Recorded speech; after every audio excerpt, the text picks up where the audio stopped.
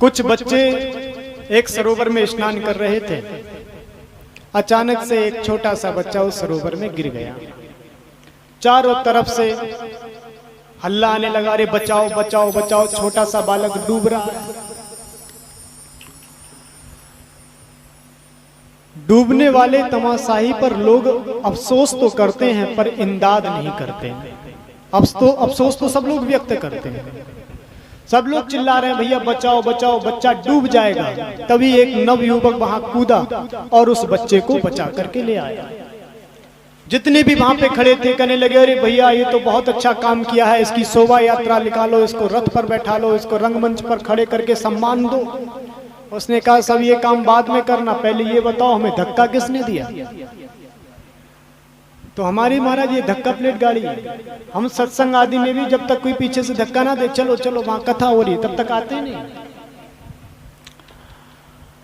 हमारी संस्कृति कहती है आप खुद भी प्रकाश में रहो, और जब आपके अंदर प्रकाश प्रकट हो जाए तो दूसरे को भी प्रकाश में लेकर के जाओ।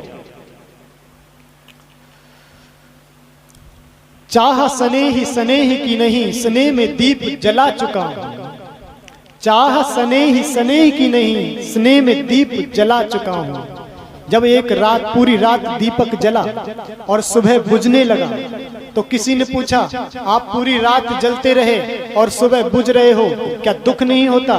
दीपक ने कहा चाह स्नेह की नहीं, स्नेह में दीप जला चुका हूं। अब मुझे बुझने की परवाह नहीं, लाखों को पथ दिखला चुका हूं। तो हमारी ये संस्कृति है, सबको प्रकाश में ले जाती है, और जो प्रकाश में जाता है फिर वो दूसरे को प्रकाश में ले जाता है। कृष्ण भगवान ने माता श्री के चरणों में प्रणाम किया, वसुदेव जी को वेणियों से आजाद किया, चरणों में प्रणाम किया। उग्रसेन जी महाराज को राजा बनाया। कृष्ण भगवान स्वयं राजा नहीं बने। यति का साप है, वो राजा नहीं बन सकते। उग्रसेन जी महाराज को राज सिंहासन पर बैठाला। माता देवकी बहुत ही प्रसन्न है। 11 वर्ष 56 दिन बाद उनका पुत्र वापस आया है। लेकिन देखती हैं जब से कन्हैया ब्रजधाम से वापस आया है, उदास उदास सा बैठता है। ना किसी से बोलता है, ना चलता है, ना किसी से कोई मतलब, ना कुछ। वृंदावन ज्यादा दूर नहीं है। चाहते तो कन्हैया जो परसों का वादा करके आए थे, वचन दे करके आए थे, तो मिल करके आ सकते थे। लेकिन कन्हैया ने विचार किया अगर मैं वृंदावन जाता हूं, उस समय सबसे ज्यादा बलशाली कोई था तो जरासंध था, जिसके पास सबसे ज्यादा सैनिक आदि की व्यवस्था थी। भगवान श्री कृष्ण ने विचार किया अगर मैं वृंदावन जाता हूं और मेरे प्रेम का अगर कंस को पता चल गया कि ब्रजवासियों से मुझे बहुत प्रेम है, तो ये ब्रज में जाकर के उत्पात करेगा। विचार किया कि अगर वहां नहीं जा सकते थे तो उन्हीं को वहां बुला लेते, एक नगरी वृंदावन के नाम की बसा देते, उनको भी सानिध्य प्राप्त होता, मथुरा वालों को भी सानिध्य प्राप्त होता। तो देखिए भगवान की जो ब्रजधाम में लीलाएं हैं वो माधुर्य संपन्न है, लेकिन जो मथुरा में लीलाएं हैं वो ऐश्वर्य संपन्न है। और अगर माधुर और ऐश्वर्य दोनों का मिलाप हो गया तो कोई सी लीला नहीं हो पाई। जहां भगवान अपने राज्य में सभा में बैठ करके ज्ञान दे रहे होंगे, गोप ग्वाल भागते भागते आएंगे, अरे कन्हैया तू यहाँ क्या कर रहा है, चल खेलने चलते, क्योंकि उनका माधुर्य भाव है। कदाचित भगवान ने मैया को मुख में ब्रह्मांड का दर्शन करा दिया, लेकिन मैया का भाव वात्सल्य वाला ही था। कदाचित कन्हैया ने 7 वर्ष की अवस्था में गोवर्धन पर्वत उठा लिया, लेकिन उनके सखाओं का जो भाव था वो सखा ही भाव रहा, ऐश्वर्य भाव प्रकट नहीं हुआ। तो भगवान सतत चिंतित रहते हैं अपने सखाओं की याद में, अपनी गोपियों की याद में, अपने माता पिता की याद में। वसुदेव ने विचार किया कि बड़ा हो गया है, अब इसका यज्ञोपवीत संस्कार कराना चाहिए। पूछा मंत्रियों से कि योग्य गुरुकुल कौन सा है, तो कहा उज्जैन में सांदीपनि जी महाराज। बलदाव भैया और कृष्ण भगवान को उज्जैन में विद्या अध्ययन के लिए भेजा गया है। कहते हैं माता शत्रु पिता वैरी एन वालो ना पाठिता। मात पिता का परम कर्तव्य बनता है अपने पुत्रों को संस्कारवान बनाना, उनको अच्छी अच्छी सुंदर शिक्षाएं प्रदान करना, ये माता पिता का परम कर्तव्य है।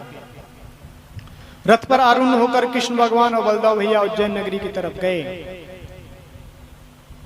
तभी वो देखते हैं कि जंगल में एक बालक की करहाने की आवाज आ रही है। कृष्ण भगवान रथ से नीचे उतरे, उस जंगल के मध्य गए तो देखा एक ब्राह्मण बालक है, उसके पैर पर कांटा लगा हुआ है। भगवान श्री कृष्ण समक्ष गए, हाथ से कांटा निकालने का प्रयास किया, लेकिन वो कांटा निकला नहीं। तो कन्हैया ने अपने मुख से दांतों से खींच करके वो कांटा निकाला। वो विप्र कोई और नहीं, सुदामा ही था। यहां से भगवान श्री कृष्ण और सुदामा की मैत्री हो गई। अल्पकाल में ही कृष्ण भगवान ने समस्त विद्याओं का अध्ययन कर लिया। जब आने लगे तो जो उनकी गुरु माता थी, उनके आंखों में अश्रु आ गए। लाला ने कारण पूछा। गुरु माता ने कहा, बेटा जब तक आप हमारे पास रहे तब तक हमें अपने पुत्र की याद नहीं आई, लेकिन अब जब आप जा रहे हो तो हम फिर अपने पुत्र के वियोग में तड़पेंगे। कहा, आपका पुत्र कहाँ है? तो कहा, एक बार समुद्र में डूब करके समाप्त हो गया। तो कन्हैया गए समुद्र में, एक मुर नाम का दैत्य था, उसको मार दिया, लेकिन उनके पुत्र की प्राप्ति नहीं हुई। मुर दैत्य को मारा, इसीलिए कन्हैया का एक नाम मुरारी भी पड़ा। यम लोग गए, यम जी से कहा कि मेरा आदेश है उस जीव को कर्म बंधन से मुक्त कर दो और मुझे प्रदान करो। तो यमराज ने उनके गुरु माता का पुत्र उनको ला करके प्रदान किया। गुरु दक्षिणा के रूप में कन्हैया ने अब उनके गुरुदेव के पुत्र को प्रदान किया है। कन्हैया जी समस्त विद्याओं को सीख करके वापस मथुरा नगरी आए। एक दिन मैया जी कृष्ण भगवान के लिए सुंदर सुंदर व्यंजन तैयार किए। उनको पता चला कि कन्हैया को माखन बहुत पसंद है, तो थाली में बहुत से व्यंजन रखे और एक कटोरी में माखन रख दिया। जैसे ही वो माखन से सजी हुई थाली कन्हैया के समक्ष गई और कन्हैया की नजर जैसे उस माखन पे पड़ी, कन्हैया की आंखों से झरझर आंसू गिरने लगे। आज कन्हैया को अपनी मैया यशोदा की याद आ गई। कन्हैया भोजन की थाल छोड़ करके उठे और कक्ष में जाकर के रुदन करने लगे। मैया ने जैसे ही कृष्ण कन्हैया को रोते हुए देखा, उनके नेत्रों में भी आंसू आ गए। उनके परम प्रिय सखा को बुलाया, उद्धव। उद्धव से कहा, उद्धव तू तो कृष्ण का परम प्रिय सखा है, कन्हैया तो तुझसे सब बातें बता देता है, तू ही पता कर। अरे ऐसा कौन सा कष्ट है, ऐसा कौन सा दुख है जिसको याद करके कन्हैया हमेशा रोता रहता है, विलाप करता रहता है। उद्धव जी गए, कन्हैया से कहा, कान्हा कितना समय हो गया तुझे वो वृंदावन छोड़े हुए, फिर भी तू उनकी यादों में खोया रहता है। तू यहाँ रुदन कर रहा है, उधर तेरी माता देवकी रुदन कर रही है, क्यों अपनी माँ को कष्ट पहुंचा रहा है? कम से कम प्रसन्न नहीं रह सकता है तो दिखावा कर, कम से कम अपनी माँ को तो तकलीफ ना पहुंचा। कृष्ण ने कहा, प्रिय सखा, मैं बहुत प्रयास करता हूं कि मेरे आंखों में अश्रु ना आए, मुझे उन ब्रजवासियों की याद ना आए, लेकिन ना चाहते हुए भी मेरे हृदय में उनका प्रेम उमड़ आता है, उनकी याद आ जाती है। उद्धव, उनकी याद आने का कारण केवल एक है, वो क्षण हर श्वास श्वास में मेरा नाम पुकारती होंगी, मुझे याद करती होंगी, इसीलिए मुझे भी उनकी याद आ रही है।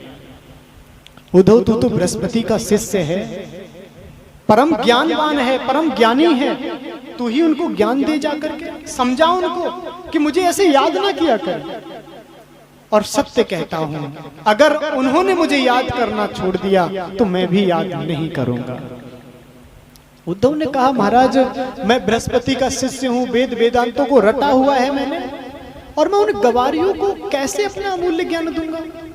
मैं उनके सामने वेद के सूत्र बोलूंगा, उनके समझ में क्या आने वाला है? वो कभी स्कूल में गए नहीं, विद्यालय में पढ़ी नहीं, सतत गायों के बीच में रही हैं, गायों की सेवा की है, मेरा ज्ञान उनके क्या पल्ले पड़ेगा। कृष्ण ने कहा, अरे उद्धव तू जाकर तो देख, कुछ समझाने का प्रयास तो कर, अगर नहीं समझे तो वापस आ जाना, लेकिन प्रयास तो कर।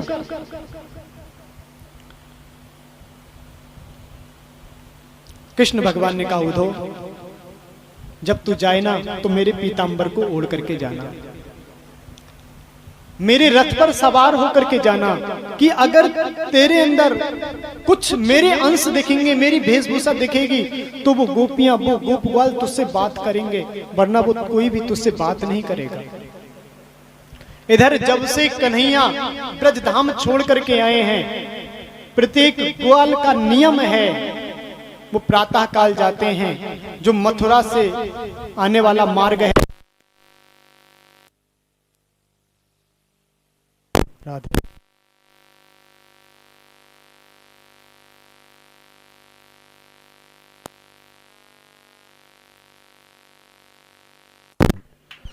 राधे बोलिए जय श्री कृष्ण। मथुरा से आने वाला जो मार्ग है, प्रत्येक गोप उस प्रातः काल में आता है, उस मार्ग में बैठ जाता है, टकटकी लगाकर उस मार्ग की तरफ देखता रहता है कि मेरा कन्हैया आता होगा, मेरा सखा आता होगा। पूरा दिन इंतजार करते हैं, सायकाल हो जाती है, अंधेरा हो जाता है, लेकिन जब कन्हैया नहीं आता है तो गोप ग्वाल जाते हैं, अरे मैया तेरा लाला बहुत निष्ठुर है, आज भी नहीं आया। प्रतिदिन का नियम है, प्रतिदिन यही करते हैं। प्रतिदिन गोपियां कन्हैया की चर्चा करती रहती हैं, परसों का कह के गया है, आता होगा, जरूर आएगा। बहुत प्रेम है गोपियों का कन्हैया के प्रति।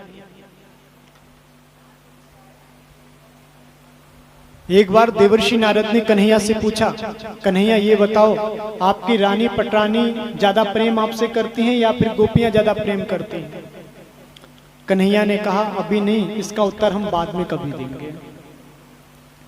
एक दिन कन्हैया अपना मस्तक पकड़कर बैठे थे, देवर्षि नारद आए, अरे भगवान क्या हुआ? बोले मस्तक में पीड़ा हो रही है, सर दर्द हो रहा है। बोले अच्छा वैद्य को बुलाता हूं। कन्हैया ने कहा, वैद्य उपचार नहीं कर पाएगा। बोले तो उपचार क्या है?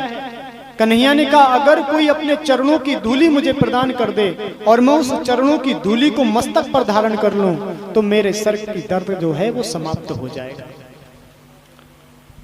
देवर्षि नारद गए सभी रानियों के पास, कहा आपके प्राण आधार आपके पतिदेव के सर में दर्द हो रहा है और उपचार एक है, आप अपने चरणों की धूली दे दो और उस धूली को वो अपने मस्तक पर लगाएंगे, उनकी पीड़ा समाप्त हो जाएगी।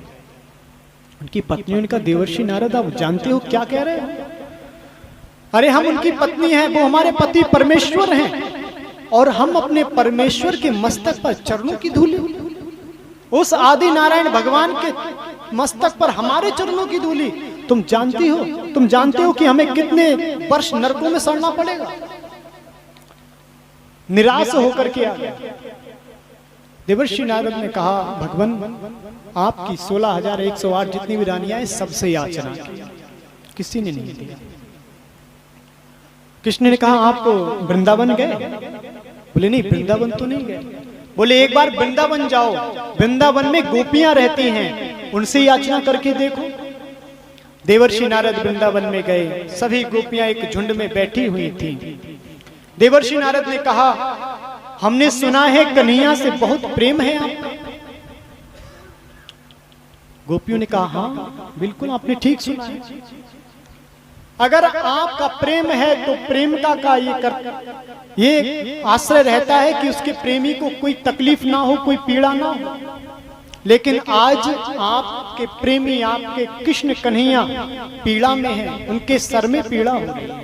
सभी गोपियां व्याकुल हो गई, झटपटाने लगी, अरे हमारे प्राण आधार को क्या हुआ, उपचार क्या है? देवर्षि नारद ने कहा, अगर आपकी चरणों की धूली मिल जाए और उस धूली को कन्हैया अपने मस्तक पर लगा लें तो उनकी पीड़ा समाप्त हो जाएगी। देवर्षि नारद का कहना था, सारी गोपियों ने अपने चरणों से धूली झाड़ करके झोली भर के देवर्षि नारद को प्रदान की। देवर्षि नारद ने कहा, अरे गोपियों पता है अगर इस धूली को कन्हैया ने मस्तक पर लगा लिया, हजारों वर्ष तक तुम्हें नरक में सड़ना पड़ेगा। गोपियों ने कहा, हजारों वर्ष की बात कर रहे हो, करोड़ों वर्ष ना क्यों हमें नरक में सड़ना पड़े, पर एक क्षण की पीड़ा भी हम कृष्ण की बर्दाश्त नहीं कर सकते। ये गोपियों का प्रेम है। पीला पीतांबर डाल करके कन्हैया का रथ लेकर के उद्धव जी जैसे ही ब्रज में गए, सभी गोपवाल एकत्रित हैं, कन्हैया की राह देख रहे हैं। और जैसे ही उस रथ को आते हुए देखा, सभी गोपवाल भागने लगे, अरे हमारा कन्हैया आ गया, हमारा कन्हैया आ गया। पर जो मधु मंगल था ना, वो वहीं बैठा है। किसी ने कहा, अरे इतने वर्षों से तू यहाँ बैठा हुआ है, कन्हैया का इंतजार कर रहा है, और आज कन्हैया आया है तो तू उससे मिलेगा नहीं, उसके दर्शन नहीं करेगा, उसका आलिंगन नहीं करेगा। मधु मंगल ने कहा, वो परसों की कह के गया था, इतने वर्षों बाद आ रहा है, मैं नहीं मिलूंगा, मेरे पास आएगा, क्षमा याचना मांगेगा, मेरे चरणों में गिरेगा, तब मैं उससे बात करूंगा। ग्वालों ने कहा, भैया तू रूठ के बैठ, हमसे नहीं रूठा जाता, हम तो पहले कन्हैया के दर्शन करेंगे। सभी गोप ग्वालों ने दौड़ लगा दी, और जैसे ही रथ के पास पहुंचे तो देखा मधुमंगल पहले ही खड़ा है। सभी ग्वालों ने कहा, क्यों रे, बड़ा झूठ बोलता है, तू तो कह रहा था कन्हैया हमारे पास आएगा, निवेदन करेगा, चरणों में प्रणाम करेगा, तब बात करेगा। मधुमंगल ने कहा, भैया बहुत अपने मन को मनाने की कोशिश की,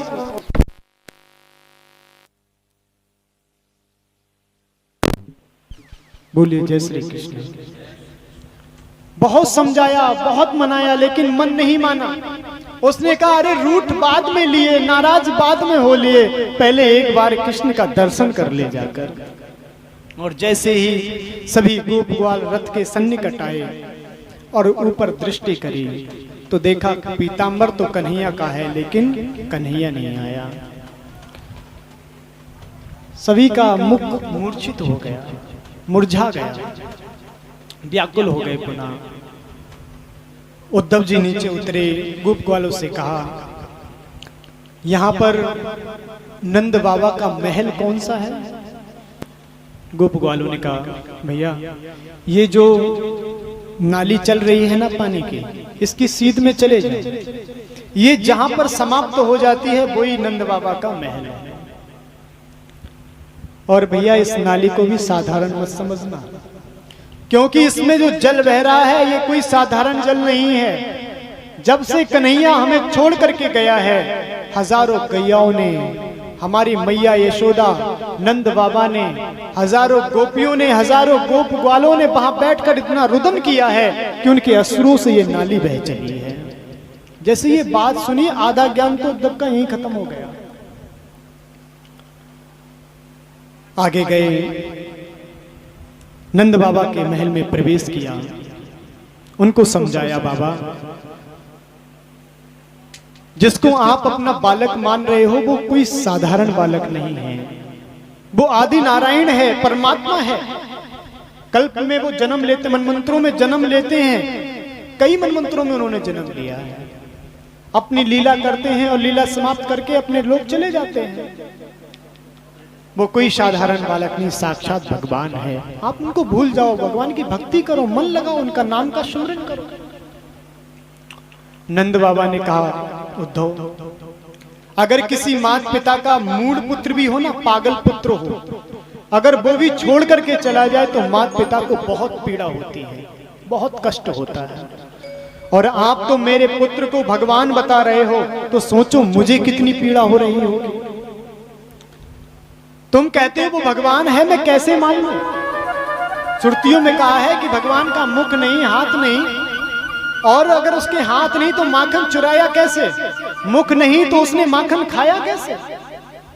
बहुत समझाने का प्रयत्न किया, नहीं माने। गोपियों के पास गए, देखा महाराज पूरा यूथ गोपियों का बैठा हुआ है। सभी गोपियां अपने स्वप्न की चर्चा कर रही हैं। एक गोपी कहती है, अरे सखी पता है सपने में हमारे लाला आए थे, वो हमारे घर घुस आए और माखन चुराने लगे तो हमने उनको पकड़ लिया। दूसरी गोपी कहती है, अरे आपके सपने आते, हमारे सपने में भी आए, हम कन्हैया को नृत्य नचा रहे थे। कन्हैया आए, हमने उनसे पूछा, अरे कन्हैया जरा बता तो तू ये इतना काला क्यों है? जरा इतना बता दे कान्हा कि तेरा रंग काला क्यों? जरा इतना बता दे कान्हा तेरा रंग काला क्यों? तू काला हो करके जग से निराला क्यों? तू काला हो करके जग से निराला क्यों?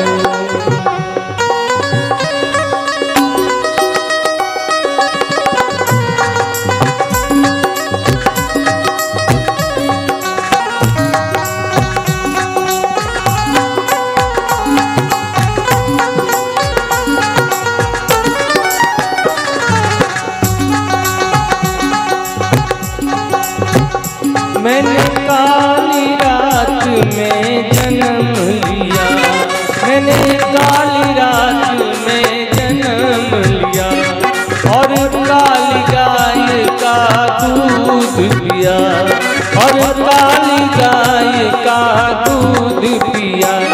मेरी कमली भी है काली इसलिए काला, मेरी कमली भी काली है इसलिए काला। जरा इतना बता दे तेरा रंग काला क्यों?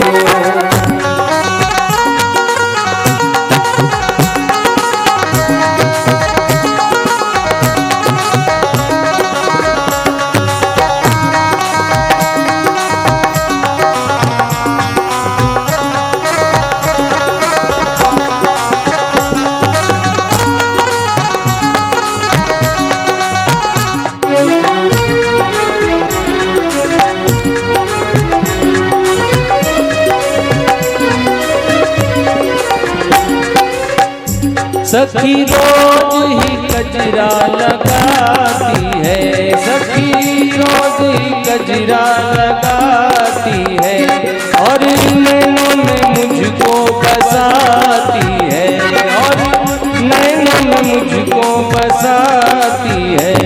तेरे गजरे का रंग काला इसलिए काला हो, तेरे गजरे का रंग काला इसलिए काला हूँ। जरा इतना बता दे कान्हा तेरा रंग काला क्यों?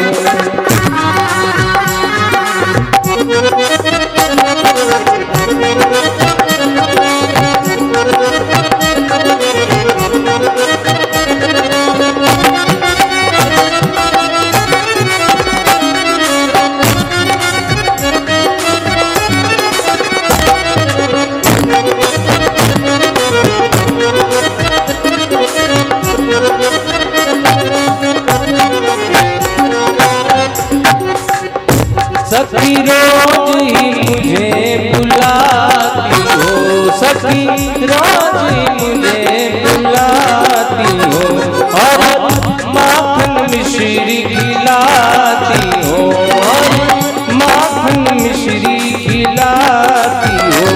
सखियों का दिल काला इसलिए काला हो, सखियों का दिल काला इसीलिए काला। मैंने काली रात में जन्म लिया, मैंने काली रात में जन्म लिया और काली नाग को नाथ लिया, और काली नाग को नाथ लिया। नागों का रंग काला इसलिए काला, नागों का रंग काला इसलिए काला। जरा इतना बता दे कान्हा तेरा रंग काला क्यों? तू काला हो कर भी जग से निराला क्यों? और तेरा रंग काला क्यों? तू जग से निराला क्यों। बोले कृष्ण कन्हैया लाल की जय। सभी गोपियां अपना अपना स्वप्न बतला रही हैं कि कन्हैया ने हमें इस रूप में दर्शन दिए, कन्हैया ने हमें इस रूप में दर्शन दिए। बीच में राधा रानी बैठी थी। सभी गोपियों ने कहा, अरे राधा जी, आप शांत क्यों हो? क्या कन्हैया ने आपको दर्शन नहीं दिए स्वप्न में? राधा रानी कहने लगी, अरे तुम बहुत सौभाग्यशाली हो, परम सौभाग्यशाली हो कि तुम्हें नींद में तो कृष्ण भगवान मिल लेते हैं आकर, लेकिन जब से कन्हैया इस ब्रजधाम को छोड़ करके गए हैं, मेरा तो बैर इस निद्रा से ही हो गया है। मुझे निद्रा ही नहीं आती तो स्वप्न कहां से आएंगे? ये सारी बातें उद्धव जी सुन रहे हैं। इतने में एक काला काला काला भंवरा आया, उन गोपियों के यूथ के ऊपर मंडराने लगा। एक गोपी ने कहा, अरे तू यहां से चला जा, क्योंकि जैसा काला तू है वैसे ही काला एक हमारा मुरली वाला भी था। तुम दोनों का काम एक ही है। तू भी अनेकों फूलों पर बैठता है फिर छोड़ करके चला जाता है, ऐसे ही वो कृष्ण कन्हैया है। पहले यहाँ ब्रजमंडल में रहा, हमारे साथ रहा, हमें छोड़ करके चला गया वहां। दूसरी गोपी बोली, अरे सखी, इसका इस जन्म का नहीं, पिछले कई जन्मों का ऐसा ही स्वभाव है। अरे उस बाली ने क्या बिगाड़ा था, उसको व्यर्थ में मार दिया। जब ये बात सुनी कि बाली ने क्या बिगाड़ा, उद्धव ने विचार किया, अरे इन्हें तो सब कुछ पता है कि जो राम है वो ही कृष्ण है। फिर दूसरी गोपी बोल पड़ी, अरे उसकी छोड़, अरे उस बलि का क्या दोष था? छोटा सा स्वरूप धारण करके आए थे, छोटे से स्वरूप में 3 पद भूमि मांगी, और जब भूमि का संकल्प हो गया तो विराट स्वरूप धारण कर लिया। अरे जिस स्वरूप में संकल्प हुआ था उसी स्वरूप से नापना चाहिए था। अब जैसे आप किसी दुकान पे जाओ वस्त्र खरीदने, अब वो कहे भैया इतने रुपए मीटर ये वस्त्र है, आपको ठीक है 5 मीटर दे दो, पर मीटर हमारा चलेगा और आप कोई बड़ा सा मीटर निकाल के लो। दुकानदार कहेगा भैया ये जो मीटर है इससे हमने बताया, इससे ही नाप के देंगे। तो गोपियां कहती हैं जब छोटे से स्वरूप में संकल्प हुआ तो छोटे से स्वरूप में भूमि नापनी चाहिए थी। जैसे ही उद्धव ने सुना, महाराज ये तो सब कुछ जानती है, मैं इनको क्या ज्ञान दूंगा। उद्धव जी आए, चरणों प्रणाम किया। गोपियों ने पूछा आपका परिचय, तो उद्धव ने कहा मैं कृष्ण का सखा हूं। गोपियां कहने लगी, हाँ अब कृष्ण क्यों आएंगे, अब तो मथुरा नगरी के राजा हो गए हैं, तो अब तो वो अपने दूत ही भेजेंगे।